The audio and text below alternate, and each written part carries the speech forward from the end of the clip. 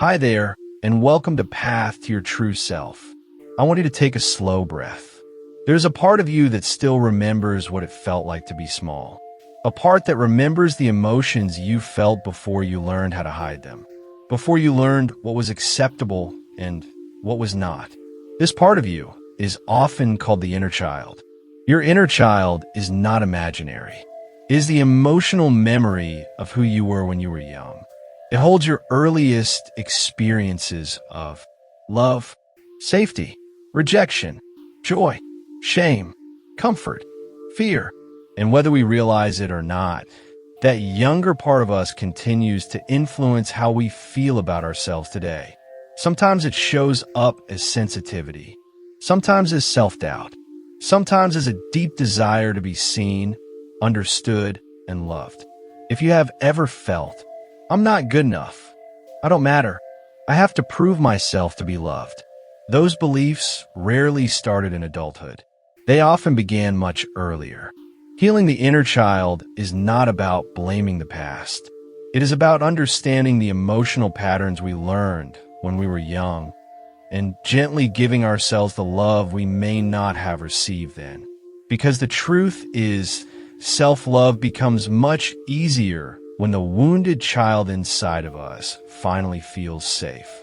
The inner child is the emotional part of your mind that formed during your early years. Children experience life very differently from adults.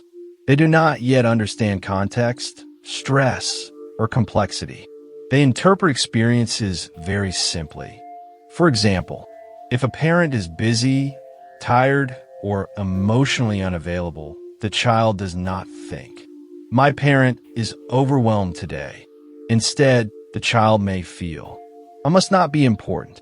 If a child is criticized frequently, they may not think, "My parent is projecting their stress." Instead, they may believe, "There must be something wrong with me." These early interpretations can quietly shape how we see ourselves for years.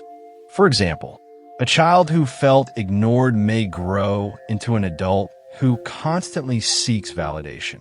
A child who felt criticized may grow into an adult with a strong inner critic. A child who felt emotionally unsafe may grow into an adult who struggles with trust.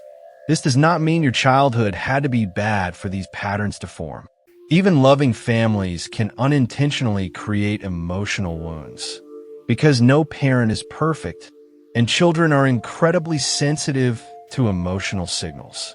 The important thing to understand is this. The inner child is simply the part of you that still carries the emotions you were never fully able to process when you were young. Many adults do not realize their reactions are connected to their inner child, but certain patterns often reveal it. For example, you might notice strong emotional reactions to situations that seem small. Maybe someone cancels plans with you, and suddenly you feel deeply rejected. Maybe someone criticizes your work, and you feel shame far beyond the situation. Maybe you struggle with perfectionism, because making mistakes feels unsafe. These reactions are not signs that something is wrong with you. They are signs that a younger emotional part of you is asking for care and understanding. Common signs of inner child wounds include fear of abandonment, difficulty trusting others, people-pleasing, strong self-criticism, feeling not enough, difficulty setting boundaries, seeking approval constantly.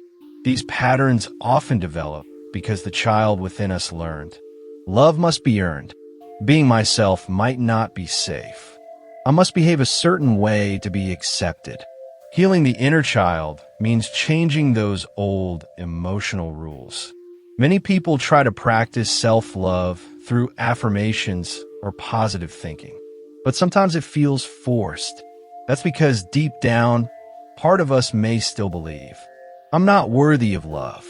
And that belief often belongs to the inner child. Imagine a child who is criticized frequently.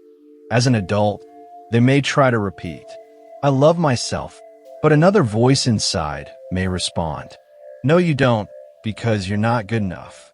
That voice is not the truth. It is the echo of an earlier experience. Healing the inner child allows us to respond differently. Instead of fighting that voice, we begin to understand it. We ask, what happened that made this part of me feel unworthy? And we begin to offer compassion. Self-love becomes real when we stop judging the wounded parts of ourselves and start caring for them, just like we would care for a child who was hurting. The first step in healing the inner child is reconnection. Many adults are disconnected from their younger emotional selves. They learn to suppress feelings in order to function. But healing begins when we allow ourselves to acknowledge the child within. You can start with a simple reflection. Imagine yourself as a child, maybe 5 years old, maybe 8. Picture their face. Notice their expression. Ask yourself gently, what does this child need most? Do they need reassurance, comfort, encouragement, protection? Often the answer comes quickly. Maybe the child needed to hear, you are lovable just as you are. You are safe. You don't have to be perfect. Now imagine speaking to that child. You might say, I see you. I understand why you felt hurt. You didn't deserve to feel alone. I'm here now. This practice may feel emotional. That is completely normal, because you are finally acknowledging feelings that may have been ignored for years. And that recognition itself is healing. One of the most powerful parts of inner child healing is something called reparenting. Reparenting means giving yourself the emotional support you may not have received consistently when you were young. It means becoming the safe, compassionate adult that your younger self needed. This can look like many things.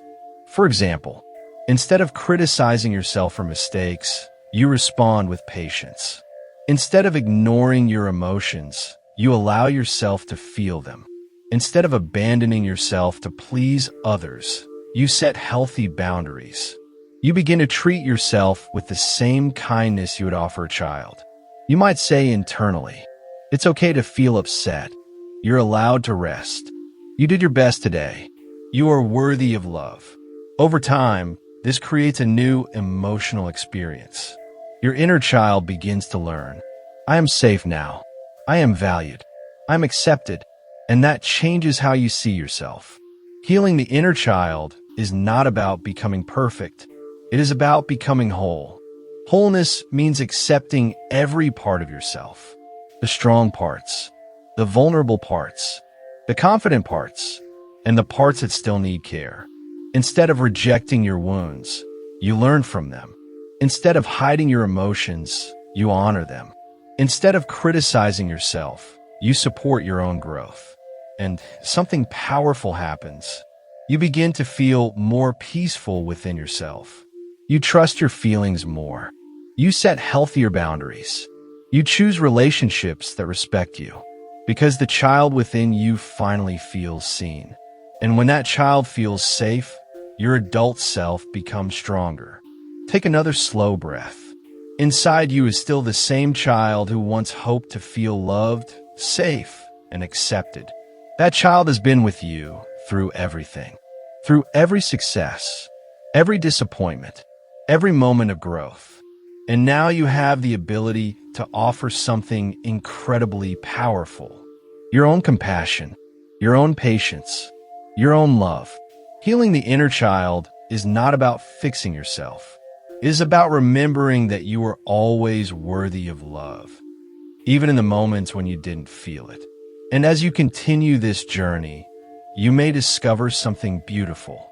The more kindness you offer to the child within you, the more whole, peaceful, and authentic you begin to feel. Because when you learn to care for your inner child, you finally come home to yourself.